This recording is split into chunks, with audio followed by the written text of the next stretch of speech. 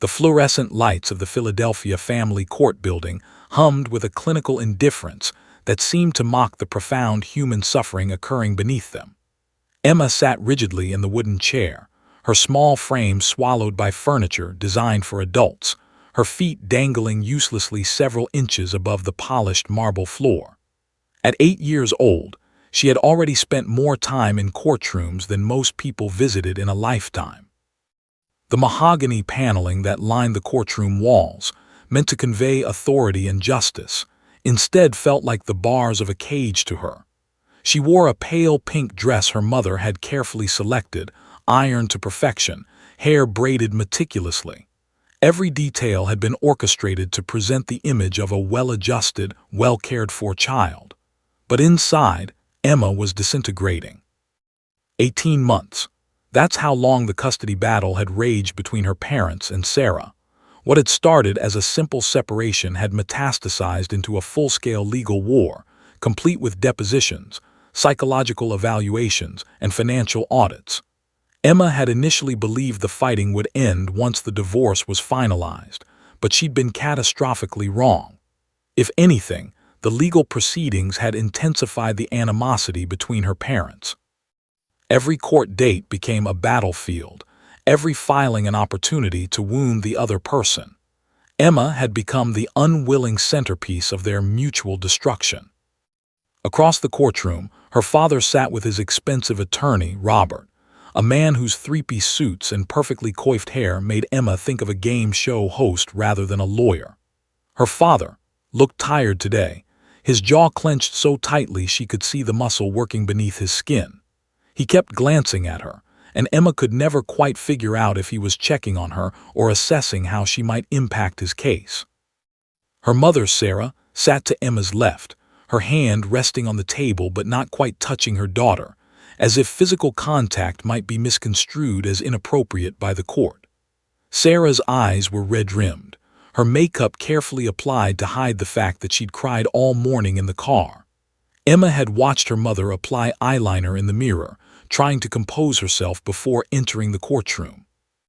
Judge occupied the bench with the gravitas of someone who had rendered thousands of decisions about human lives without ever allowing emotion to influence her judgment. She was a woman in her late 50s, with steel-gray hair pulled back in a severe bun and dark, penetrating eyes that seemed to catalog everything they observed. She had a reputation throughout the Philadelphia legal community as being exceptionally fair but utterly merciless toward parents who wasted the court's time with petty disputes.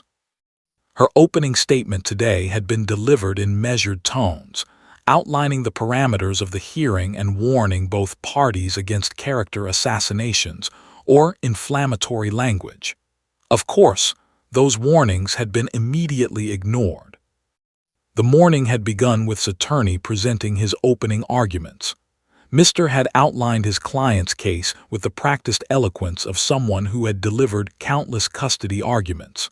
He painted a picture of as a dedicated father, a successful investment banker who worked hard to provide financial security for his daughter. He emphasized stable housing situation, his newly renovated home with a dedicated bedroom for Emma, complete with a window seat overlooking a tree where birds frequently gathered. The attorney highlighted his involvement in Emma's school life, producing documentation of his attendance at parent-teacher conferences and his generous donations to the school's fundraising initiatives. Then came the attack on Sarah. Mr.'s tone shifted, becoming more aggressive, more contemptuous. He described Sarah's struggles with maintaining steady employment, her tendency toward what he characterized as emotional volatility, and her history of making impulsive financial decisions. He presented evidence of a credit card debt that had accumulated during the marriage, suggesting this demonstrated irresponsibility. He questioned whether Sarah's apartment, located in a somewhat less affluent neighborhood, provided an appropriate environment for a child. He insinuated, without quite stating directly, that Sarah's emotional state made her unreliable as a primary caregiver. Emma watched her mother's face as these attacks were delivered, watched the way Sarah's jaw tightened, and her eyes glistened with unshed tears that she determinedly blinked back.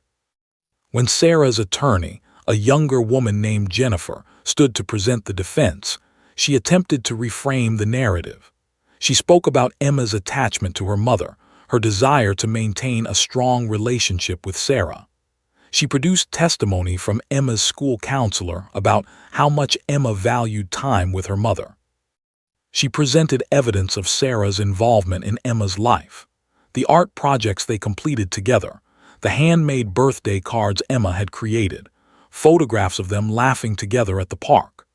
But the message being conveyed, implicitly and explicitly, was painting Sarah as a failure, and Sarah's attorney was forced into the exhausting position of defending her client's basic competence as a parent.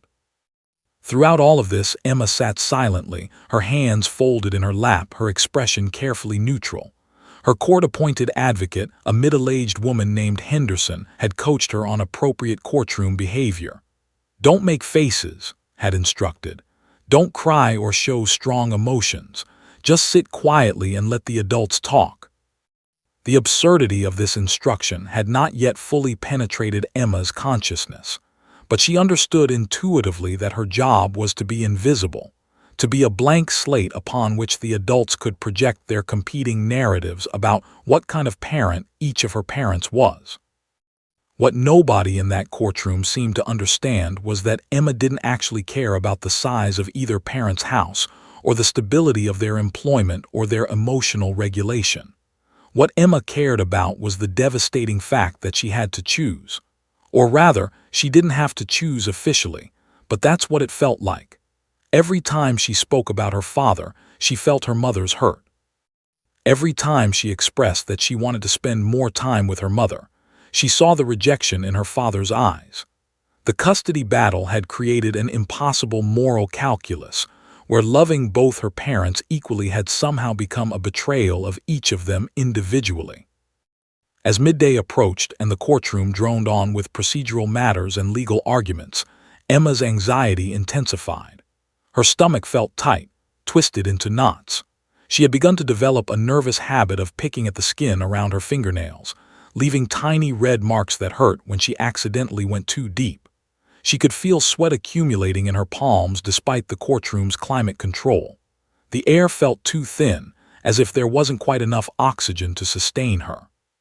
She wanted desperately to leave, to run out of this courtroom and keep running until she found somewhere peaceful. Judge announced that closing arguments would occur after lunch, and that she would render her final decision by the end of the business day. Emma's heart began to race uncontrollably at this announcement. This was it. By tonight, the judge would decide where she would spend most of her time. The judge would determine which parent would get primary custody, which parent would be relegated to weekends and alternate holidays. The weight of this impending decision pressed down on Emma like a physical force, making it difficult to breathe. She had always believed that justice meant fairness, that judges were wise figures who would somehow find a solution that made everyone happy. But as she sat in that courtroom, watching both her parents present their cases as if she were an object to be divided rather than a person with her own heart and feelings, Emma began to understand that this system of justice had no mechanism for her actual needs, her actual voice, her actual pain. Emma hadn't eaten a full meal in 3 days. The realization struck her one Thursday morning as she stared at the cereal bowl her mother had placed in front of her, the Cheerios floating in milk like tiny life preservers in a beige ocean. She pushed the bowl away gently, claiming she wasn't hungry, claiming she'd already eaten at school. Her mother, preoccupied with preparing her own coffee and scrolling through her phone, probably checking emails about her custody case, Emma suspected, didn't press the issue. This had become the new normal in their household. Parents so consumed with their legal battles that basic parental functions like ensuring their child actually ate had become secondary concerns. The truth was more complicated than simple lack of appetite. Emma's stomach had become a knot of perpetual anxiety that made food feel like a foreign substance her body would reject. When she tried to eat, she felt nauseous. Her throat would constrict, making swallowing difficult. She developed a sophisticated system of pretending to eat, moving food around her plate, depositing it into napkins, disposing of it in the trash when her parents weren't looking. At school, she'd push her lunch around the cafeteria tray before throwing most of it away. Her teachers had begun to notice, commenting to her mother about Emma seeming distracted during lessons, her energy levels noticeably lower than before. What they didn't discuss was the panic attacks. Emma had experienced her first one 3 weeks ago, waking in the middle of the night gasping for breath, convinced she was dying. Her heart had been racing so frantically she thought it might explode out of her chest. She'd been certain something was medically wrong with her, but when her mother rushed her to the emergency room, the tests had all come back normal. The ER doctor, an older man with kind eyes, had gently suggested that Emma's symptoms might be stress-related. Children pick up on family tension, he'd explained to Sarah with the practiced gentleness of someone who dealt with anxious parents on a regular basis. Since that first attack, Emma had experienced several more, each one occurring without warning. They usually happened late at night when she was alone in bed, or sometimes in the quiet moments right after school when she was waiting to be picked up. The symptoms were always the same. Her chest would tighten, her breathing would become shallow and rapid, her hands would start to tremble, and she'd become convinced something terrible was happening. She'd learned to hide these episodes, rushing to the bathroom or stepping into a closet, breathing deeply until her heart rate normalized. She hadn't told anyone about the recurring attacks because she was terrified of becoming another weapon in her parents' custody war. If her mother found out about the panic attacks, she'd present them as evidence of the stress caused by visits with her father. If her father found out, he'd use them to argue that her mother's chaotic household was damaging Emma's mental health. So Emma suffered silently, developing an elaborate architecture of deception to hide her deteriorating emotional state. She'd mastered the art of the false smile, the automatic "I'm fine" response to any inquiry about how she was doing. At school, she performed well enough to avoid triggering concern from her teachers. At her father's house, she was the perfect daughter, compliant, pleasant, uncomplaining. At her mother's apartment, she was equally perfect, not wanting to give either parent ammunition for the custody battle. Emma had essentially created two versions of herself, each designed to please and reassure the adult in whose care she currently found herself. The weight loss had been gradual but noticeable. Her clothes had begun to hang loosely on her frame. Her mother had taken her shopping for new clothes twice in the past 2 months, assuming Emma was simply growing. Nobody seemed to recognize that her daughter was literally shrinking, that the stress of the custody battle was consuming her from the inside out. Emma caught her reflection in mirrors and barely recognized the hollow-eyed child staring back at her. But there was one being who saw through all of Emma's carefully constructed masks, one presence who somehow understood her anguish without requiring explanation. That being was Max. Max was a golden retriever, 5 years old, with a coat the color of honey and eyes that seemed to hold inexplicable wisdom.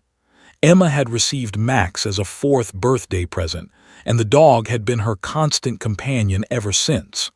More than a pet, Max was her confidant, her therapist, her best friend.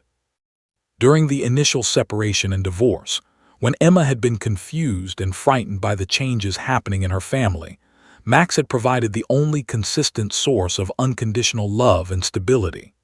The dog seemed to sense Emma's emotional state with uncanny accuracy, appearing at her side whenever she was upset, resting his head on her lap during moments of distress, offering his warm presence as silent support.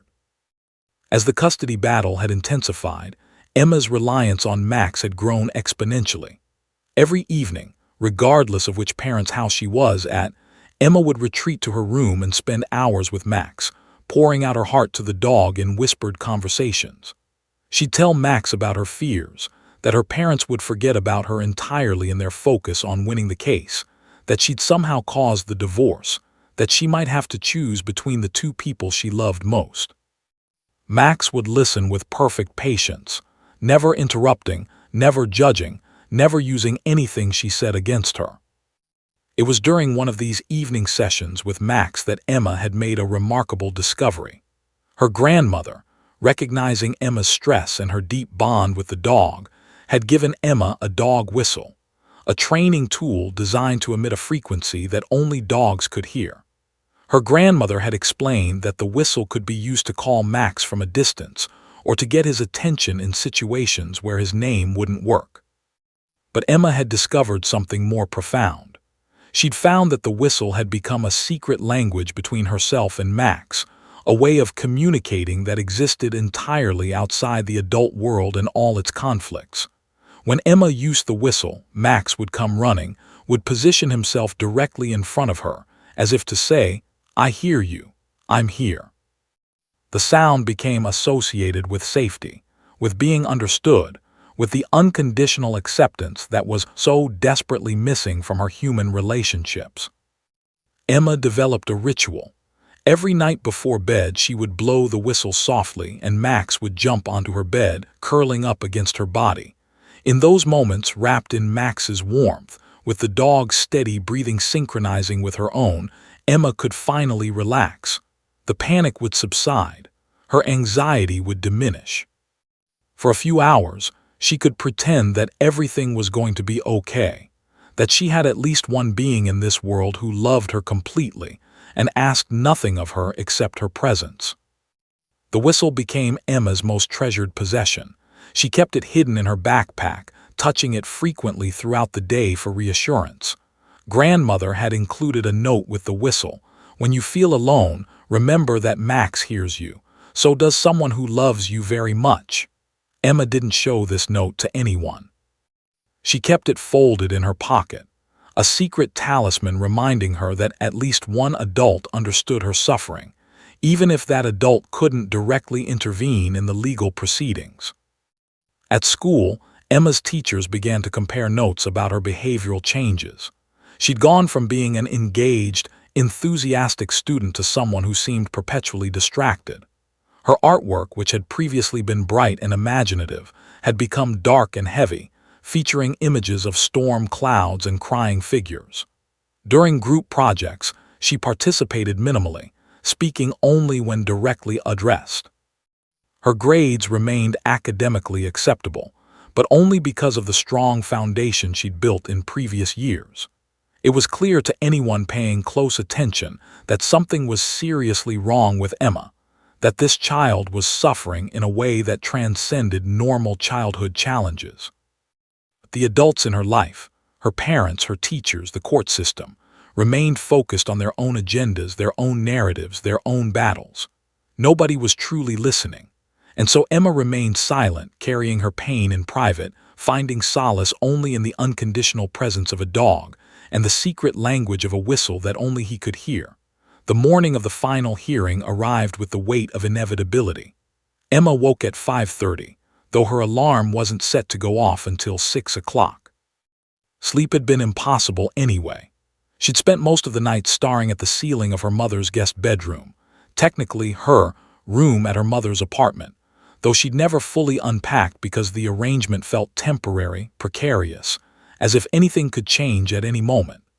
She lay beneath a comforter decorated with cartoon princesses, a relic from an earlier era of her childhood when fairy tales had seemed to offer genuine hope for happy endings. Now, at 8 years old, she understood with crushing clarity that real life didn't follow the narrative arc of children's stories. There were no happy endings waiting at the conclusion of this custody battle, only the reshaping of everything she'd known into a new, fractured configuration. Emma dressed mechanically in the pale pink dress her mother had laid out the night before. The dress felt like armor, a costume designed to present a certain image to the court.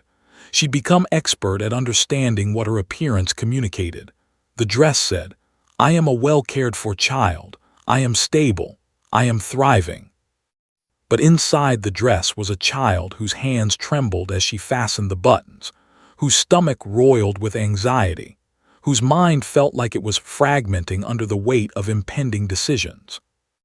Her mother was already awake when Emma came downstairs, sitting at the small kitchen table with a cup of untouched coffee and several printed documents spread before her. Sarah looked like she hadn't slept either. Her eyes were hollow, her face pale, and there was a brittleness to her movements that suggested she might shatter if handled too roughly. She looked up as Emma entered the kitchen and attempted a smile that didn't quite reach her eyes. "Good morning, sweetheart," Sarah said, her voice carefully modulated to sound normal, upbeat, maternal. "Did you sleep well?" Emma nodded, the automatic lie coming easily. They both knew she hadn't slept. They both knew that neither of them had slept.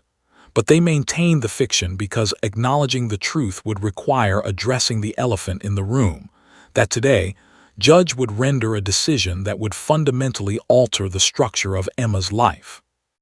At the courthouse, the energy felt different than previous hearings.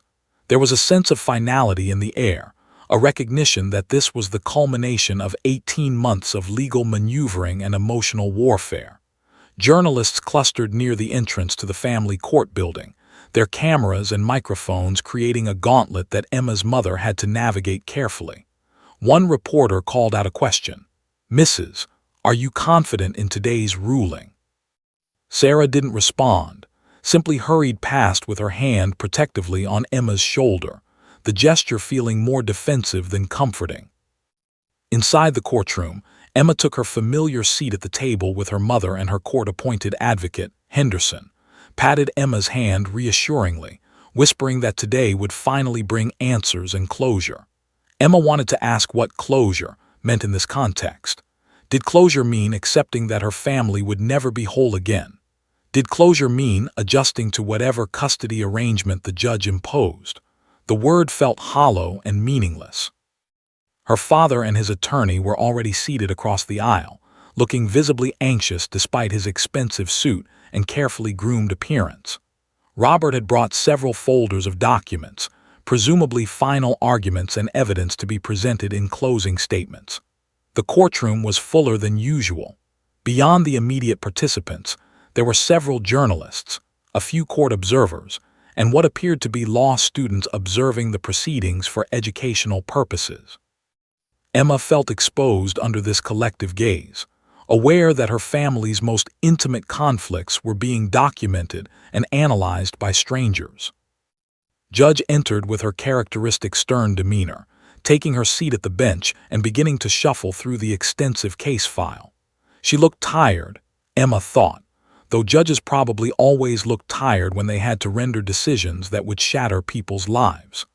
The judge reviewed the hearing schedule and announced that closing arguments would proceed, followed by her final ruling on custody and support arrangements. Attorney stood first, his voice taking on that performative tone that seemed to be standard among lawyers, a combination of righteous conviction and practiced eloquence designed to persuade through sheer rhetorical force. He reiterated his earlier arguments about being the more stable parent, the better provider, the more emotionally available father.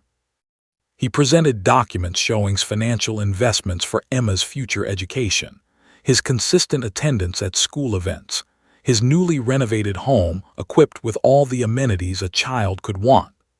The attorney painted a picture of a dedicated father fighting against a system that seemed biased toward mothers, a man whose only crime was loving his daughter too much and wanting to provide her with the best possible life. Then came the characterization of Sarah. Mr.'s tone shifted, becoming more aggressive, his words more cutting. He spoke about Emma's mother's documented history of emotional instability, her pattern of impulsive financial decisions, and her unstable housing situation. He questioned whether Sarah's current apartment provided a nurturing environment for a developing child. He insinuated that Sarah's emotional volatility made her unreliable as a primary caregiver, suggesting that Emma would be better served by primarily residing with her more stable, more emotionally regulated father. The argument was carefully constructed to be legally defensible, while still conveying the message that Sarah was fundamentally inadequate as a mother. When Sarah's attorney, Jennifer, stood to present her closing arguments, Emma could see the exhaustion etched into every line of the woman's face.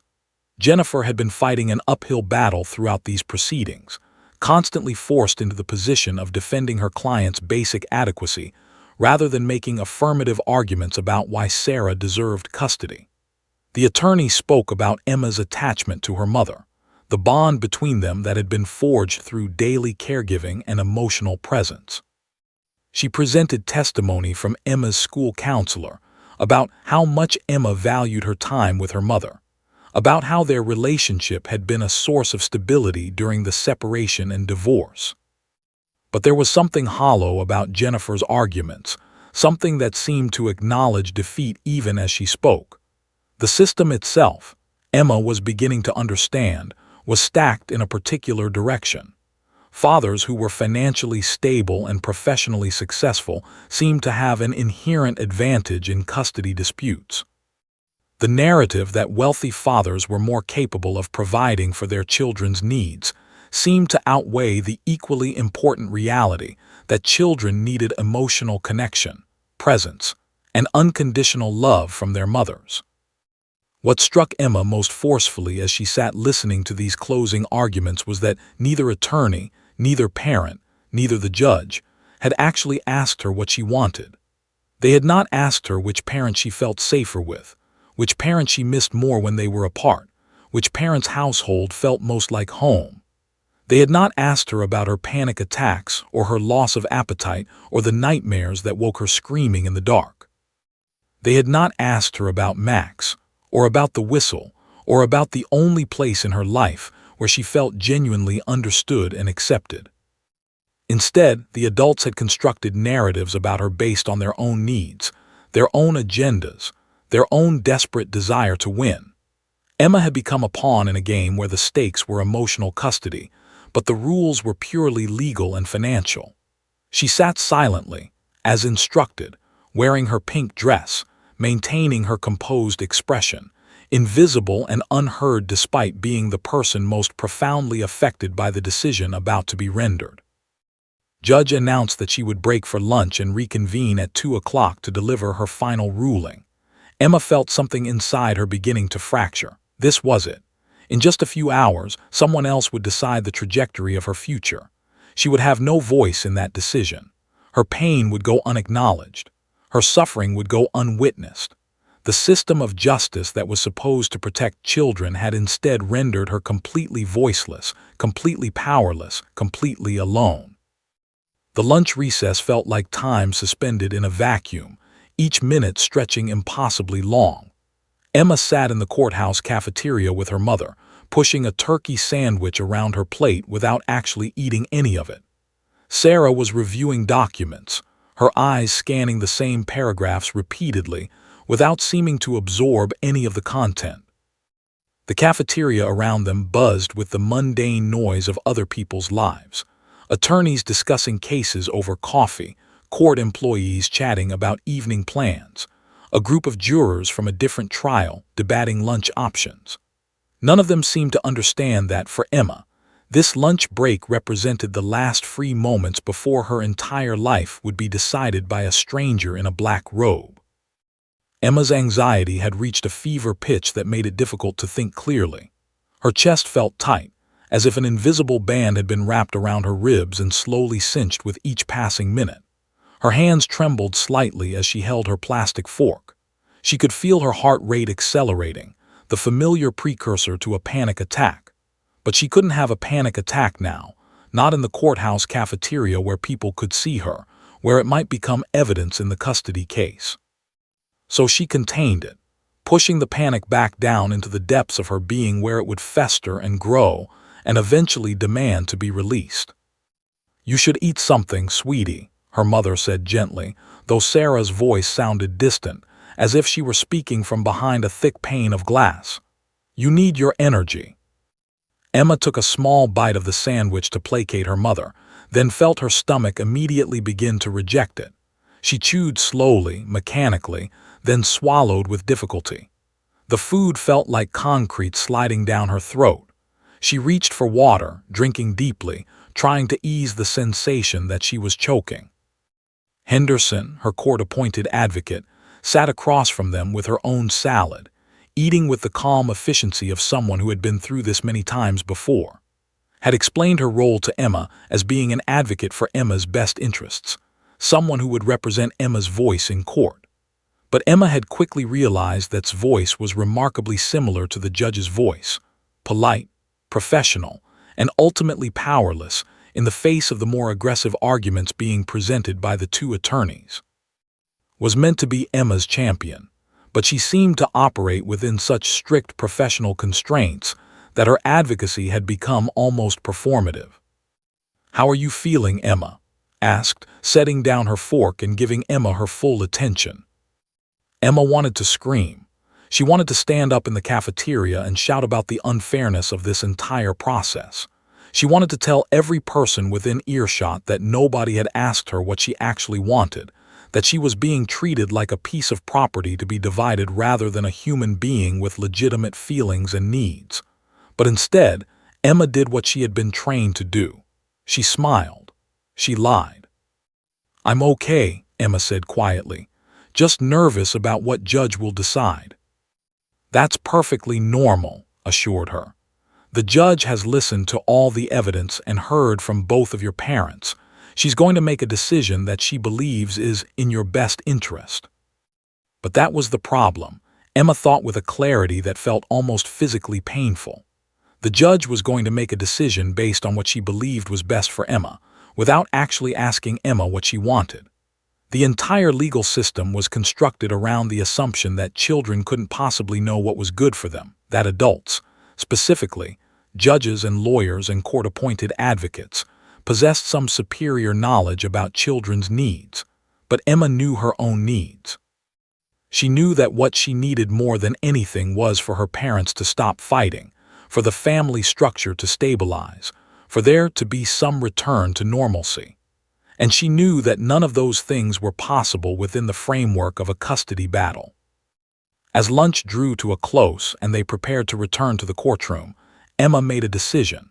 It was a decision born of desperation, of the recognition that she had been granted no official voice in these proceedings, that the system had designed her into a position of complete powerlessness.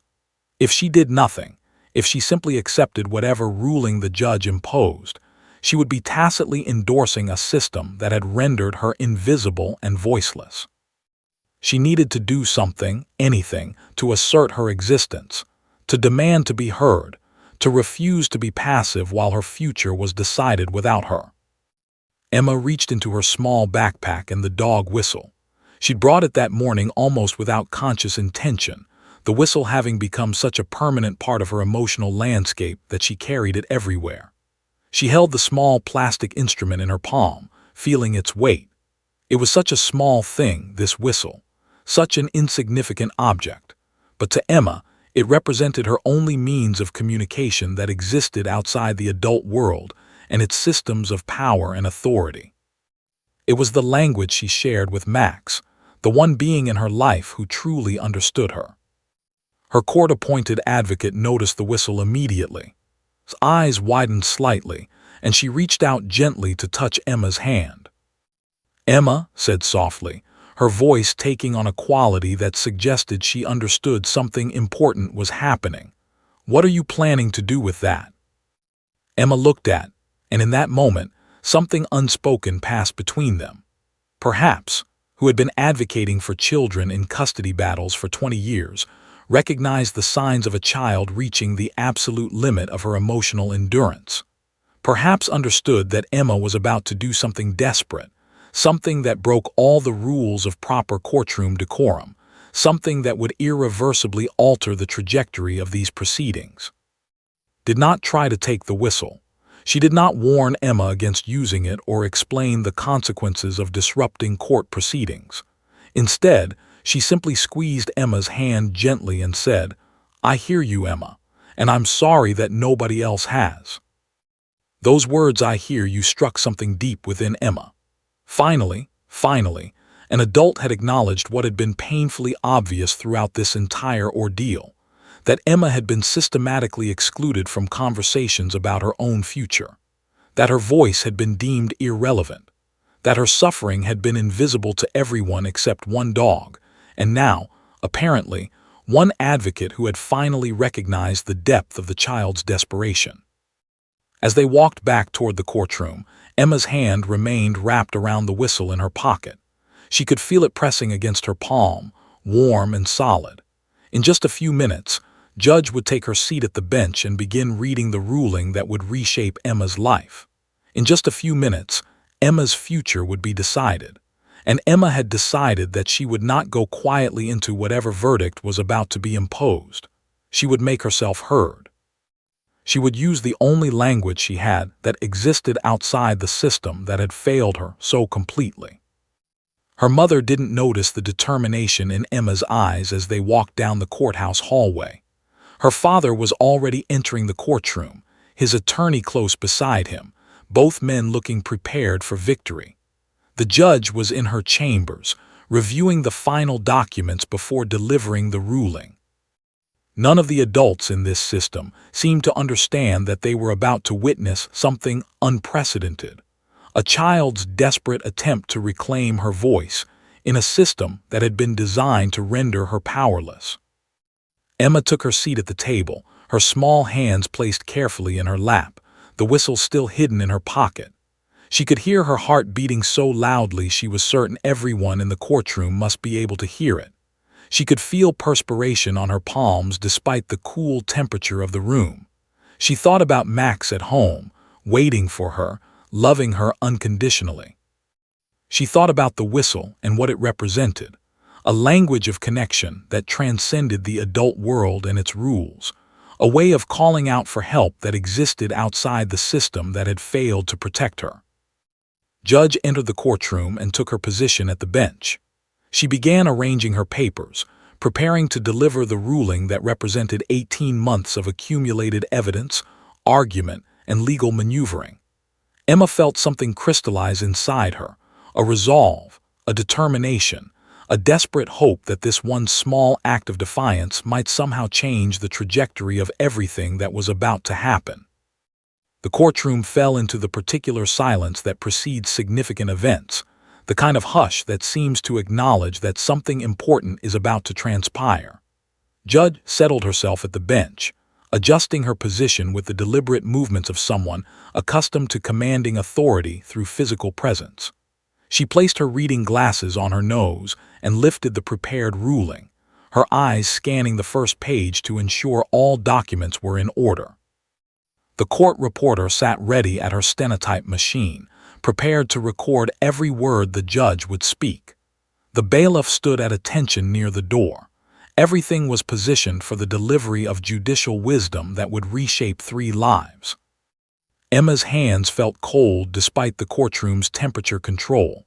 She could feel the whistle in her pocket, pressing against her leg like a talisman, like a lifeline, like the only real thing in a room full of legal abstractions and procedural formalities. Her throat felt dry.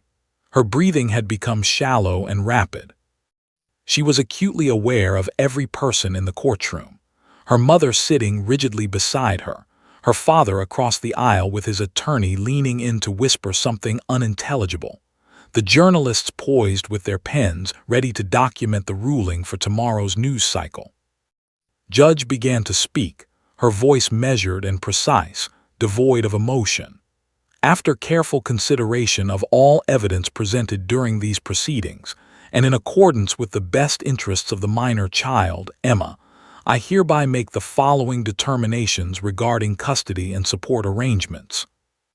The judge's words seemed to be coming from very far away, as if Emma were hearing them through water. The legal language washed over her primary custody, visitation schedule, child support obligations, parenting plan. These words meant something to the adults in the room, but to Emma, they felt like death sentences being pronounced.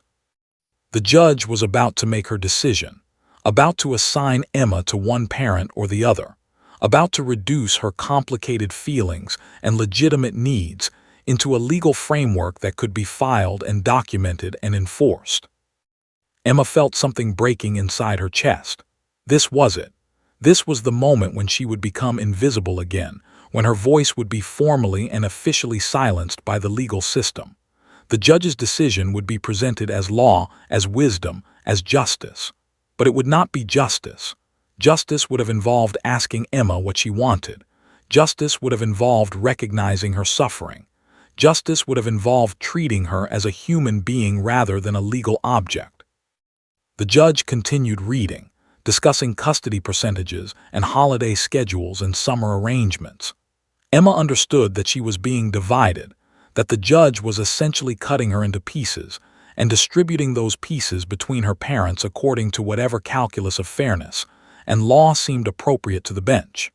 She would be with her mother for these dates, with her father for those dates, shuttled back and forth like a package being delivered according to a predetermined schedule. Emma stood up. Nobody had instructed her to stand. It was not her turn to speak. She had been explicitly instructed to remain seated and silent. But something inside her, some final reserve of desperation, some primal recognition that she was about to be erased from her own story, propelled her to her feet. "Your Honor," Emma's voice came out thin and small in the vast courtroom, but it cut through the judge's reading like a blade. Several people gasped. Her mother reached out and grabbed Emma's arm, whispering urgently for her to sit down. Her father's attorney began to stand, presumably to object to this disruption of proper courtroom procedure. The judge looked up from her papers, her expression registering surprise at this breach of protocol. "Emma, sit down," her mother hissed urgently, her voice tight with anxiety about what this disruption might mean for her custody case. But Emma was already moving, her hand reaching into her pocket and withdrawing the whistle. She didn't allow herself time to think about what would happen next, didn't allow rational thought to override the desperate necessity of this moment. She raised the small plastic whistle to her lips, took a deep breath, and blew. The sound was inaudible to human ears. There was no audible noise. The courtroom did not register a traditional sound that could be documented in the court transcript or described in news reports. But something far more profound happened in that moment of silence. Judge's entire body went rigid. Her pen fell from her hand, clattering against her desk with a noise that seemed impossibly loud in the sudden silence. The judge's face drained of all color, her skin becoming a chalky white that made her look like a statue suddenly coming to life. Her hands, which had been holding the prepared ruling, began to tremble violently. The papers fluttered from her fingers and drifted to the desk like dying leaves.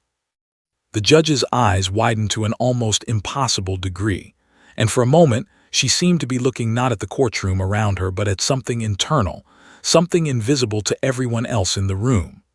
Her mouth opened slightly, as if she were about to speak but couldn't quite find her voice. Her breathing became audible, shallow and rapid, echoing through the courtroom with an almost electric quality. Then Judge's eyes filled with tears. Not delicate tears that rolled gently down her cheeks, but suddenly overflowing torrents that streamed down her face with no apparent connection to her volition. She pressed her hand to her chest, and her entire body seemed to cave inward, as if she had been struck by something invisible and devastating. The courtroom erupted into chaos. Law clerks stood up from their seats, confused and alarmed. The bailiff stepped toward the bench, unsure whether he should intervene or call for medical assistance. Both attorneys stood, their professional composure shattered by this inexplicable occurrence. Court observers whispered frantically to each other, trying to understand what had just happened. The court reporter stopped typing, her hands frozen above her machine, uncertain whether she could possibly transcribe what she was witnessing. Emma's mother had gone completely pale, her grip on Emma's arm loosening in shock. Sarah stared at the judge with an expression of bewilderment, clearly trying to process the sudden breakdown of authority occurring at the bench. Emma's father had also risen to his feet, his attorney beside him, both men looking confused and alarmed. But Emma understood on some level that transcended rational explanation that something fundamental had shifted. The judge had heard her, not with her ears, the whistle made no audible sound, but with something deeper, something that existed in a place beyond the rational mind and the legal frameworks and the systems of power. Judge had heard Emma's desperation. Judge had heard her pain. Judge had heard the voice that the entire courtroom had been systematically silencing. Judge looked directly at Emma, her eyes streaming with tears, and for a moment the authority of the bench seemed to completely dissolve. The stern, composed judge who had sat through 18 months of custody proceedings without showing a single crack in her emotional armor, was now sitting openly weeping, her entire being transformed by whatever that inaudible whistle had triggered inside her. The bailiff, moving with uncertainty, asked if the judge needed medical assistance. Judge raised a hand, gesturing him away, though she couldn't seem to speak. She continued to stare at Emma, and in that gaze, Emma saw something she had been searching for throughout this entire ordeal: recognition, acknowledgement, understanding that what was happening here was not really about custody percentages or financial support or legal schedules. What was happening here was a child's desperate cry for someone to hear her pain. Judge closed her eyes, and when she opened them again, they held a different quality than before, something less judicial, less authoritative, more fundamentally human. She reached toward Emma with a gesture that transcended the boundaries between the bench and the courtroom floor, a reaching out that acknowledged the profound connection that had been established in that moment of silence and inaudible sound. The judge turned to the bailiff, and her voice thick with emotion, instructed everyone to stand for a recess. She did not specify how long the recess would last. She simply removed her glasses, set down her pen, and signaled for the courtroom to clear, her gaze never leaving Emma's face. Judge's private chambers felt like an entirely different world from the courtroom.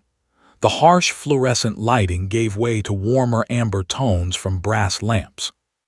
The imposing bench was replaced by a comfortable leather chair. The formal mahogany and institutional coldness of the courtroom were replaced by filled with legal volumes and framed photographs, personal artifacts that suggested the judge had a life outside of rendering decisions about other people's families. Emma sat in a small chair across from Judge's desk, her small feet still not quite touching the floor. The judge had removed her black robe, hanging it carefully on a coat rack in the corner. Without the robe, Judge looked somehow smaller, more human, but also more devastated. Her face was blotchy from crying, her eyes red and swollen. She had tissues tucked into her hand, periodically dabbing at her eyes as if she couldn't quite believe she was still crying, as if her body had betrayed her professional composure and wouldn't allow her to regain control. For several minutes, neither of them spoke. Judge simply stared at Emma with an intensity that felt almost overwhelming. Her eyes moved across the child's face as if she were trying to memorize every detail, as if Emma might disappear if she looked away for even a moment. Emma, uncertain what to do or say, simply sat quietly, the whistle still clutched in her hand. Finally, Judge spoke, her voice rough and unfamiliar, stripped of its usual judicial authority. "Tell me about the whistle, Emma." Emma took a breath, and the words tumbled out. A narrative about Max, about how the dog had become her only true confidant, about the special language they shared through the inaudible sound. She explained how the whistle had become a way of calling for comfort when everything else felt unbearable. She talked about how Max was the only being in her life who loved her without requiring her to choose between her parents, without asking her to perform or pretend or hide her pain. Judge listened without interrupting, her eyes never leaving Emma's face. When Emma finished, the judge set down her tissues and removed her glasses, rubbing her eyes with the heels of her hands. When she looked at Emma again, her expression had transformed into something raw and vulnerable. "I need to tell you something, Emma," Judge said quietly. "I need to tell you why that whistle affected me so profoundly." The judge stood and walked to one of the framed photographs on her bookshelf, a picture of a younger, perhaps 10 or 11 years old, standing beside a large German shepherd dog. Both of them caught mid-laugh, their joy evident even in the frozen image of the photograph. "This is me," Judge said, pointing to the photograph. "And this is a dog named Kaiser. Kaiser was my best friend when I was approximately your age, Emma. I went through something similar to what you're experiencing right now, My parents were involved in a custody battle. A very contentious, very bitter custody battle. I was caught in the middle, just like you are. Judge replaced the photograph on the shelf and turned back to Emma, her voice thick with emotion as she continued. Kaiser was my refuge during that time. He was the only place where I didn't have to perform, the only relationship where I felt safe and understood. I had a whistle very similar to yours, a dog whistle that only Kaiser could hear. It became my way of calling for help, my way of communicating with the one being in my life who loved me unconditionally. The judge returned to her chair and sat down, leaning forward so she was at eye level with Emma rather than looking down from above her. Unfortunately, Kaiser died during my parents' divorce.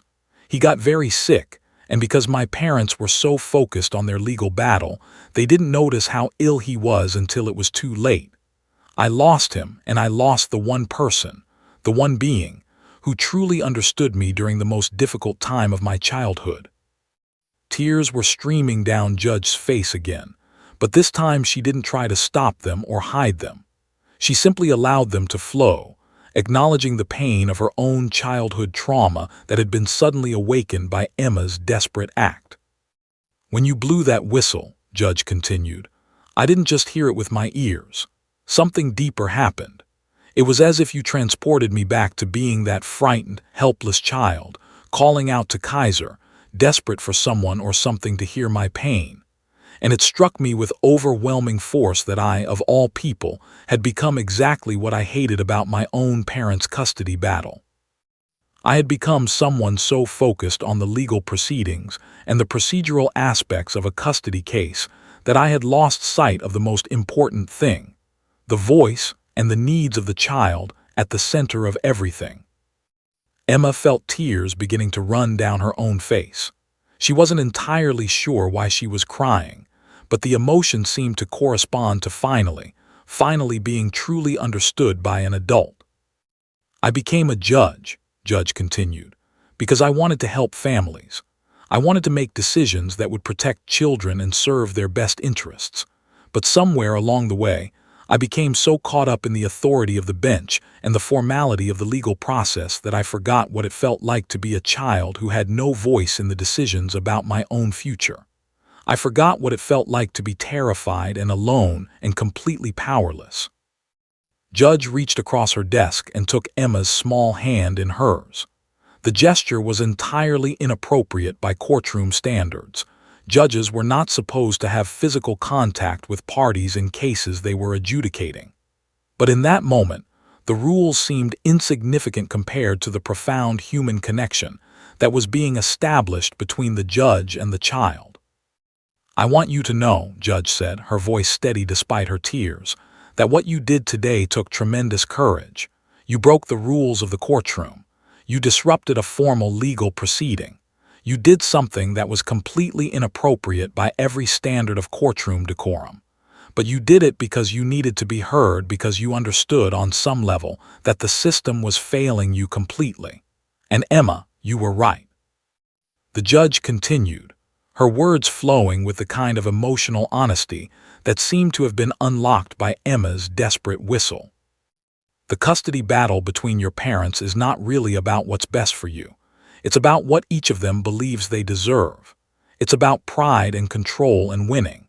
And the legal system, for all its intention to serve the best interests of children, has essentially rendered you invisible in your own story.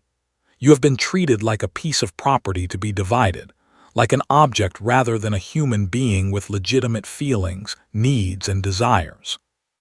Judge stood and walked around her desk, leaning against it so she was closer to eye level with Emma. I'm going to change how I approach this case, Judge said.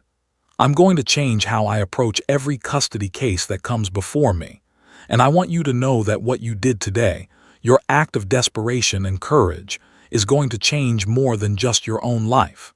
It's going to change how family courts approach the voices of children. Emma felt something shift inside her chest, a release of the tension that had been accumulating there for 18 months. Someone had finally heard her. Someone with real authority, real power, had listened to her pain and acknowledged it and promised to do something about it. "I still have to render a ruling," Judge said. "I still have to make determinations about custody and support, but that ruling is going to be fundamentally different from what I was preparing to deliver. It's going to prioritize your emotional and your voice in a way that no custody ruling I've ever made has done before. You deserve that, Emma. You deserve to be heard." When the courtroom reconvened 30 minutes after Judge's shocking breakdown, the atmosphere was completely different from before. The anticipatory tension had been replaced by confusion and speculation. Journalists whispered frantically about what could have possibly caused the judge to have such a visible emotional episode. Law students exchanged bewildered glances. Court observers scribbled notes, trying to make sense of what they had witnessed. Both attorneys conferred with their clients, discussing strategy and contingencies for whatever unexpected ruling might be forthcoming. Emma sat at the table with her mother, and Sarah had not let go of her hand since Emma returned from the judge's chambers. Her mother's grip was tight, almost desperate, as if she feared Emma might disappear again. Sarah's eyes were red from crying, whether from concern about what had happened in the judge's chambers or from anxiety about how the ruling might be affected. Emma couldn't quite determine. Across the aisle, her father looked visibly agitated. His attorney was leaning close, whispering rapid-fire advice about how to respond to whatever decision the judge was about to render. Kept glancing at Emma with an expression that suggested he was trying to read the outcome in her face, trying to determine whether his daughter's mysterious meeting with the judge represented good news or a catastrophic development. Judge entered the courtroom and took her position at the bench. She looked different now, composed, but in a way that suggested the composure had been consciously assembled rather than naturally occurring. Her eyes were still slightly red, but she wore her robe again, the formal attire seeming to serve as armor that helped her gather herself for what was about to happen. The judge looked directly at Emma before beginning to speak, and in that gaze, Emma felt a connection that transcended the formal proceeding about to take place. Judge had promised her something in those private chambers, and Emma understood, with the clarity that only a child desperate to be heard could possess, that this promise was about to be kept. "I have reviewed all evidence in this case," Judge began, her voice steady but carrying an undertone of emotion that everyone in the courtroom could detect.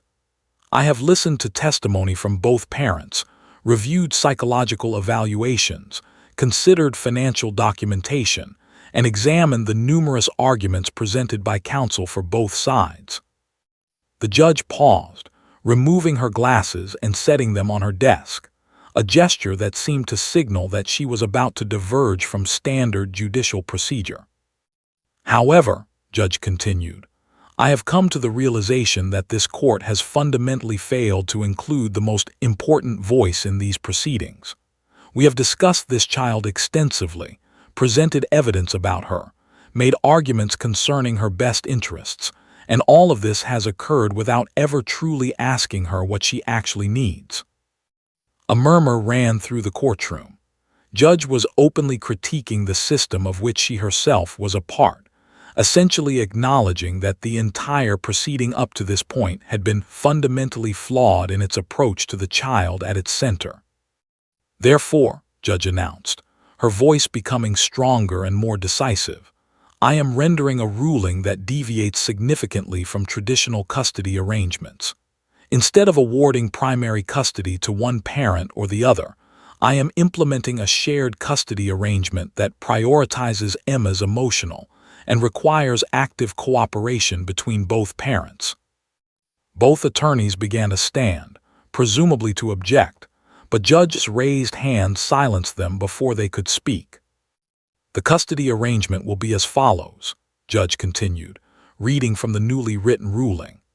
"Emma will reside with each parent in an alternating schedule, 5 days with one parent, 5 days with the other parent, with Sundays being a neutral day where Emma will not be transferred between homes. This arrangement is designed to maximize Emma's time with both parents while minimizing the disruption and anxiety associated with frequent transitions." The judge looked up from her documents and addressed both parents directly. However, Judge stated with unmistakable firmness, this arrangement is contingent upon both parents' participation in court-ordered co-parenting therapy. Both parents will attend weekly sessions with a licensed family therapist selected by this court. The purpose of these sessions is not to reconcile the marriage or even to improve the parental relationship, but rather to establish a communication protocol that effectively removes Emma from the middle of any parental conflict. Judge continued, her voice taking on an even more resolute tone. Additionally, both parents are required to complete parenting education classes focused on child-centered co-parenting principles. These classes will emphasize the importance of prioritizing the child's needs above parental desires to win or maintain dominance in the custody arrangement. Failure to comply with these requirements will result in modification of the custody arrangement and possible contempt of court charges. Emma watched her father's face as Judge spoke, looked shocked, clearly having anticipated a ruling that would award him primary custody based on his financial stability and the arguments his attorney had presented. Her mother, conversely, looked almost relieved, as if the judge's willingness to challenge the system itself suggested a fundamental fairness that went beyond the typical outcome of custody battles. Furthermore, Judge continued, and this was the part that made Emma's heart begin to race with hope, I am including a provision that recognizes Emma's attachment to her emotional support animal, a golden retriever named Max. The ruling explicitly states that Max will reside in whichever home Emma occupies at any given time. This dog represents a critical source of emotional stability for Emma, and his presence in both households is essential to her psychological. Emma felt tears beginning to stream down her face. Max. The court was recognizing Max. The legal system was acknowledging that the dog's role in her life was legitimate and important and worthy of protection. Judge's expression softened slightly as she made eye contact with Emma. I am making these determinations, Judge stated, her voice carrying a weight that suggested she was speaking not just as a judicial authority, but as someone who understood deeply and personally the pain of being a child without a voice in custody proceedings. Because I have come to understand that children are not property to be divided between parents. Children are human beings with their own needs, their own feelings, their own legitimate perspectives on their own futures. The custody system, as it has traditionally operated, has rendered children invisible in their own stories. This must change. The judge set down her pen and looked across the courtroom with an intensity that seemed to encompass everyone present. This ruling is effective immediately, Judge announced. However, I am scheduling a follow-up hearing in 30 days to assess how the new arrangement is functioning and to ensure compliance with the co-parenting therapy and parenting education requirements. If either parent is found to be undermining this arrangement or failing to comply with the mandated services, I will not hesitate to modify the custody arrangement accordingly. Judge's gaze returned to Emma, and for a moment the formality of the courtroom seemed to dissolve. There was something deeply personal in that look, a recognition and acknowledgement that transcended judicial procedure. Emma, Judge said, addressing the child directly, another breach of courtroom protocol that suggested the judge was deliberately reimagining how family court proceedings should operate. You have shown tremendous courage today. You made a choice to break the rules of this courtroom because you understood correctly that the system was failing you. I want you to know that your voice matters, your feelings matter, your needs matter. And I am committing, right now, to ensuring that children in family court proceedings are heard and recognized as the human beings they are, not as objects to be divided. The judge turned to address both parents. Both of you love Emma, Judge said, her tone becoming slightly less formal. But your love for your daughter has been channeled into a legal battle that has caused her profound pain.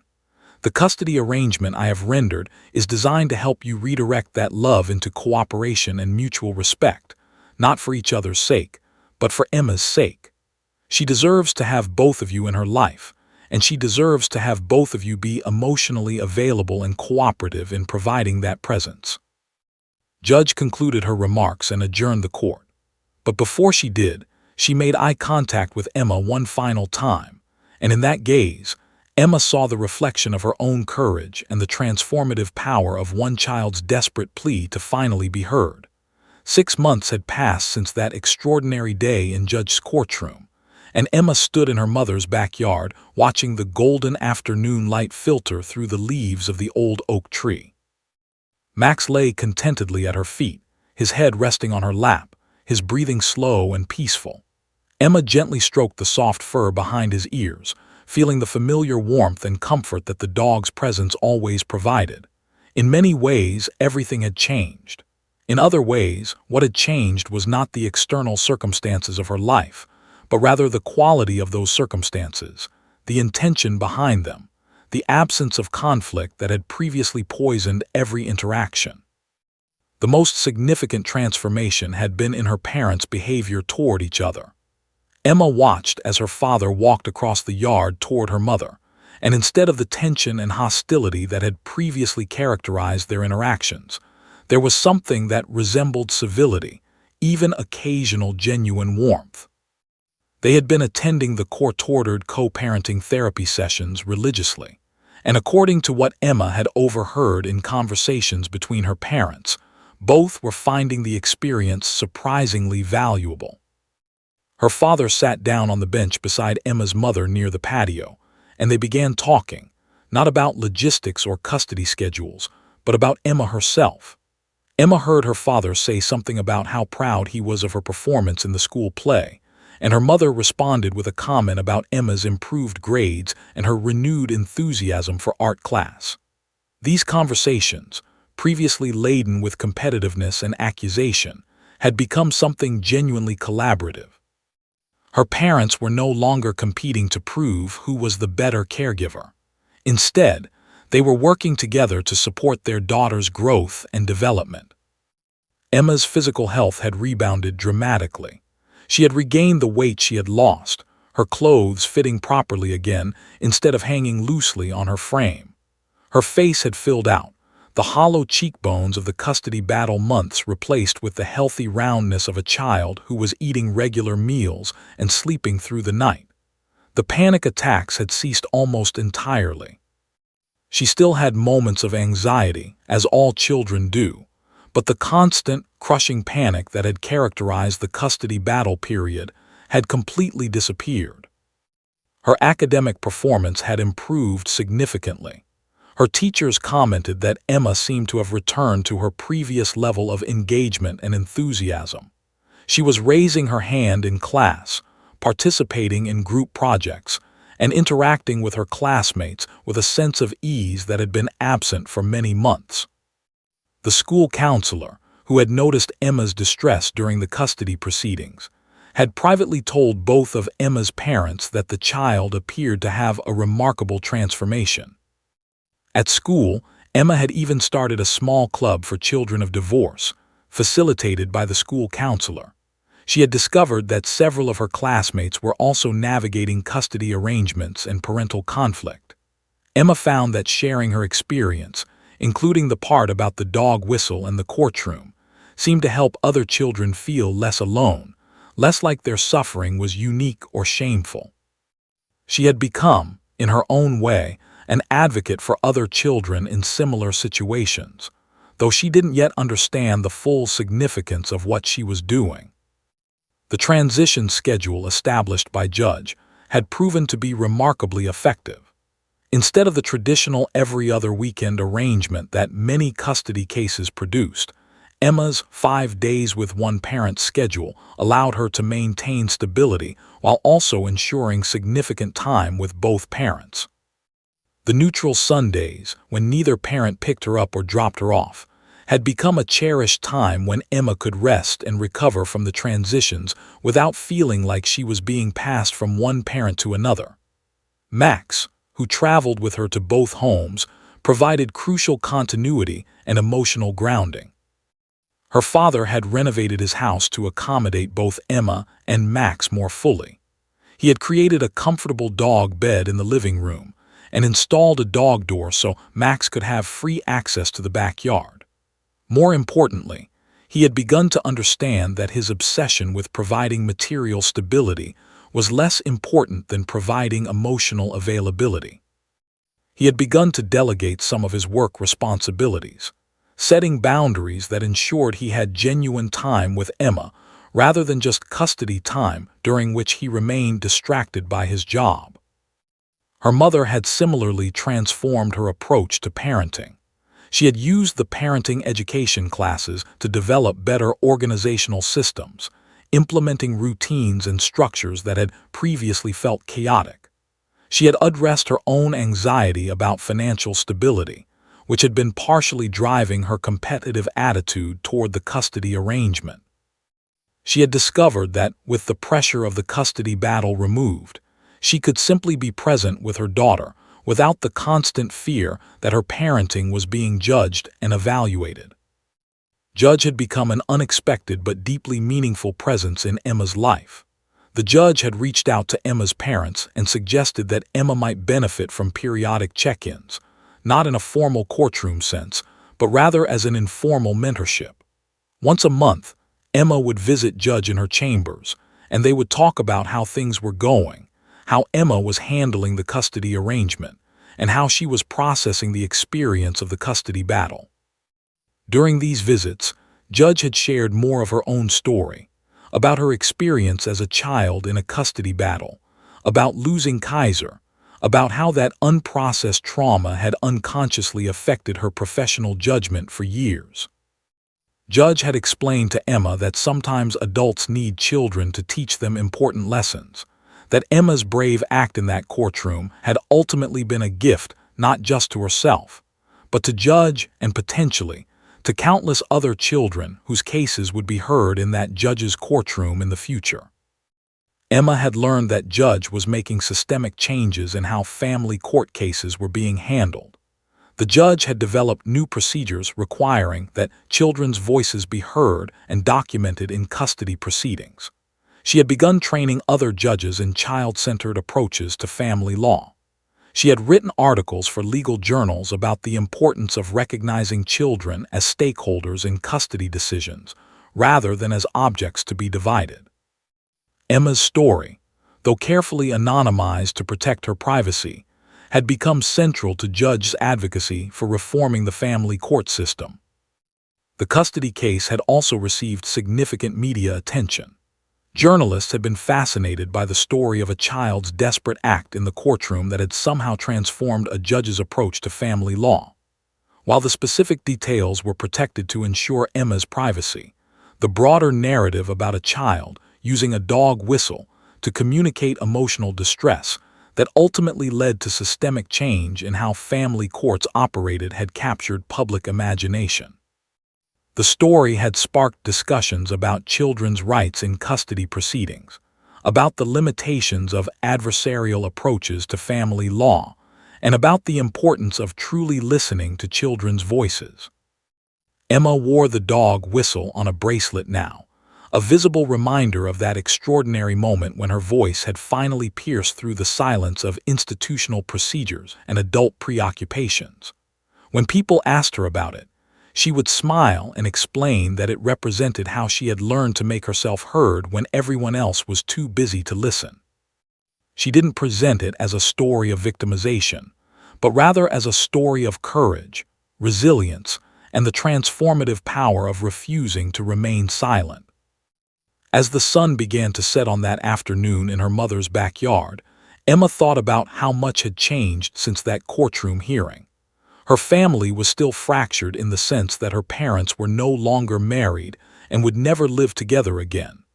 But the fracture had been transformed into something that resembled healing. Her parents' separation, which had seemed like a catastrophic ending, had become the foundation for a new kind of family structure, one built on cooperation instead of competition, on Emma's needs instead of parental desires, on genuine presence instead of legal obligation.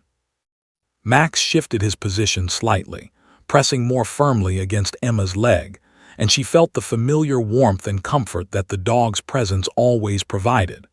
She looked across the yard at her parents, who were still talking together, and she realized that what she was experiencing was something remarkably close to peace. It wasn't the peace of a traditional family structure. It was the harder-won peace of a system that had been forced to acknowledge its own failures and remake itself in service of a child's desperate plea to be heard. Emma reached down and scratched behind Max's ears, and the dog's tail wagged gently in response. She had learned, through the most painful of circumstances, that sometimes the smallest voices can create the largest transformations, and that sometimes what appears to be a system of justice needs a child's honest cry of pain to finally understand what justice actually means.